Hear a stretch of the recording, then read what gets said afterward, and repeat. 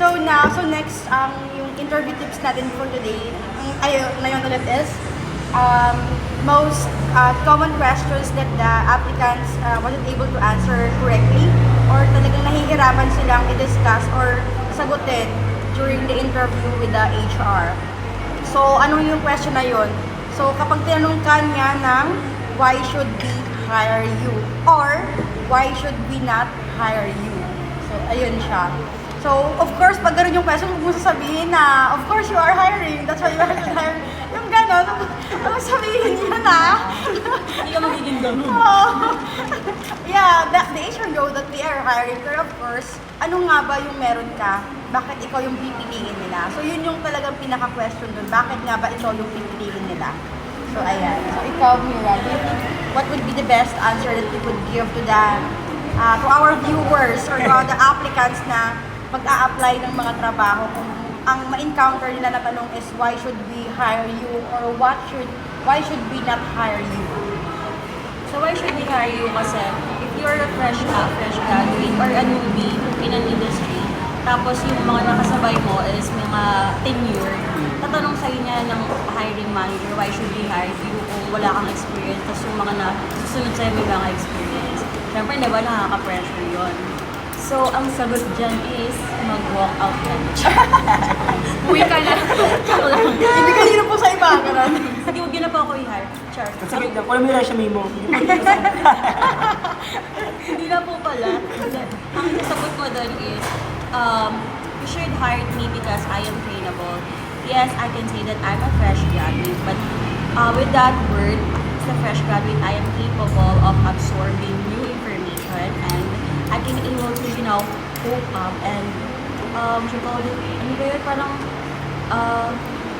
mas na-absorb ko siya at mas mabilis ko siyang, naging flexible ako kasi mabilis ko siyang na-a-adapt sa sarili ko. Kasi wala akong isasangtabing information from my previous company. So, mas madali mo siyang ma-apply, mas madali mo siyang ma-nurture.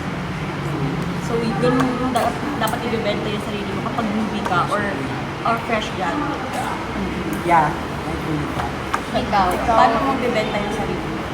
Kasi kung kinumpara ka sa ibang applicant na may experience na, so and you as you are fresh graduate, so wala pang experience, then you can use your OJT experience. Kasi tatlong buwan din yun. Then, and also, ayun yung purpose ng mga seminars and trainings na meron ka ng college. Ayun yung purpose na ba't pinapagin mo. Nung maraming ganyan no 4th year, 3rd year kayo, hindi nyo ma-realize yung kahalagahan mo. Kunyari, especially katis, hindi na connected sa course ninyo, ganyan.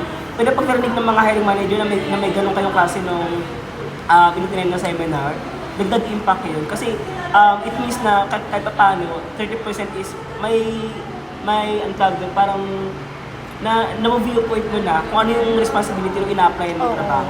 At syempre, hindi mo kailangan sabihin lahat kasi mamaya hindi mo na connected yung seminar na sinabi mo. Kailangan yung connected lang ang seminar na inatinan mo.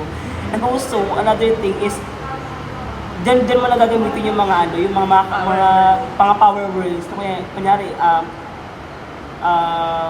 you have that kind of good communication skills, interpersonal skills, or details-oriented. Kasi mahalaga mga skills sa isang company na kahit anong klaseng trabaho, is ginagamit talaga. Especially yung detail-oriented. Ayan, tapos, sabi nga nila, trainable.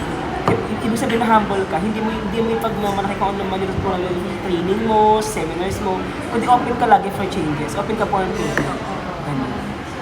Parang ipakita mo sa hiring manager mo na willing ka talaga maging part ng kumpanya nila. Yeah. Paano po pag walang pag wala silang mga seminar na natin? So I think, ano pong i-showcase nila? pwede rin yung nabanggit ko rin kanina, pwede rin yung mga organizations na meron ka. Or pwede rin yung mga contest na natinan mo before, either nung high school ka or nung college ka. Lahat ng klase ng mga experience na meron. Pero kung talagang walang-wala ka na talagang inatinan, it's really important for you to prepare well during your final interview. Ihanda mo na lahat ng mga pwede mong sabihin. Kasi ito yung mga sinasabi namin, ito yung mga usually na pwede mo talagang gamitin, ipanlaban sa mga may experience. Pero kung talagang walang-wala, it's really important for you to search some good things na for those people na walang seminars, na walang inatinan ng mga trainings, ihanda mo yung sarili mo kasi kahit sabihin napakaraya mong seminar, kung wala kang paghahanda na maayos, hindi mo siya ma-deliver ng maayos, hindi siya magiging attractive sa hiring manager. Yeah, Ayun. ikaw ay at tingin mo ano yung best answer na pwede mong ibigay? Siguro sa akin kung wala akong experience pa doon, better talaga to do research about the company saka sa role na yun. Kasi pag tinanong kasi nila yun, kailangan maibigay mo kasi, maisagot mo kasi sa kanila yung ano ba yung mag-contribute mo kasi wala akong experience. Oo. So, magkakaiba kasi tayo ng ng preference sa mga skills natin. So, yun sa part na yun, kailangan alam mo kung ano yung mga skills or yung mga bagay na kaya mong i-contribute sa company. Kunyari, yung skills mo ba is more of computers, mga ganyan. So, pwede mo yun ma-highlight kung technical ba yan or all good. Pwede mo din actually gamitin yung sa educational mo. Pwede mo siyang i-highlight. So, siguro yun yung mga things that na pwede mo sabihin kapag sa mga ganong scenarios na questions na may encounter. Yes, oo, tama. Kasi dito, katulad nga yan, pag sinabi nga naman talagang why should we hire you, kailangan lahat na ng mga qualifications na magaganda, kailangan sabihin mo yun kay hiring manager kasi yun na yung chance mo, bakit nga ba ikaw yung pipiliin nila over the other applicants. Parang yung tinatanong nyo, what is your edge from other applicants? Parang ganun yun.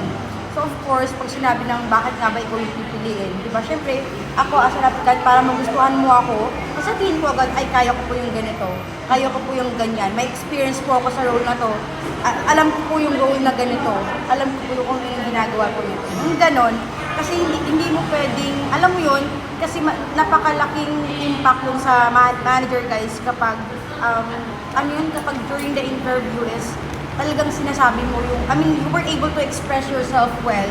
Hindi yung para kang nagdadalawang isip ka na hindi mo alam kung ano yung isasagot mo. Kasi nag-base sila dun di ba? During the interview. Kasi di ba yun Yung naging basis nila. Oo, parang kina-remark said like the candidate is having a hard time expressing herself during the interview. Ito yung mga nahihiya pa or kinakabahan, sobrang kaba, ganyan. So do you think ano kaya yung mga pwede nilang gawin para mag-lessen yung kaba? First things first kasi hindi ka mag-apply doon kung alam mo hindi ka qualified. Oo. So ibig sabihin, pag tinanong ka lang why should we hire you, sabihin mo agad kung bakit. It means na you are qualified naman. And sinabi ni Miss ay yung mag-research ka about the company. Just imagine kunyari, yung isang tao, may bago kang classmate, yung nalaman mo kilala ka lang niya, bakit? Kasi sinay sa Facebook ko nakatokin na ito ganyan. Yung parang isang sa feeling na wow, may alam na siya about sa akin. So, yes, yung maramdaman ng hiring managers, talagang willing ka kasi mismo ikaw, sinerch mo yung company. I think one of the best part din yun na maging knowledgeable ka about sa industry or nature ng company. Kasi ibig sabihin kahit wala ka pa experience, ay willing ka talagang malaman kung paano mo matulungan yung company through searching their natures and yung backgrounds.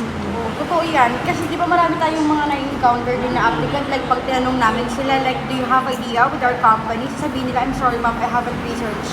I'm sorry ma'am, I don't have any idea.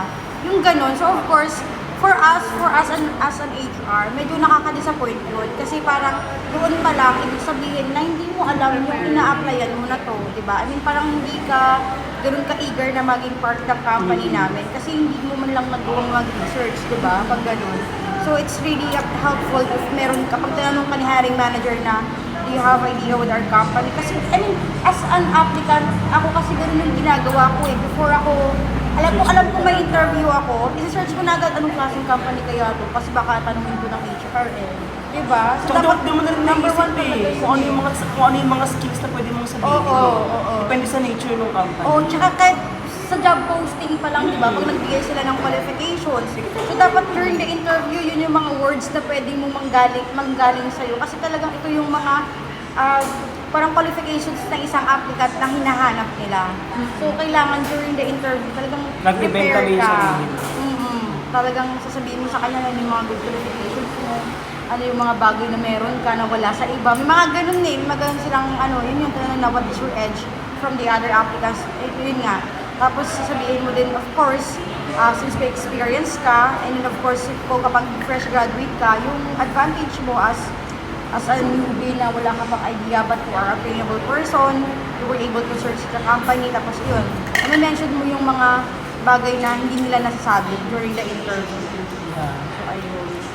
So, yeah, I guess so far yun lang naman usually talaga yung best answer that you would give to the HR kapag tanong kanila na why should we hire you.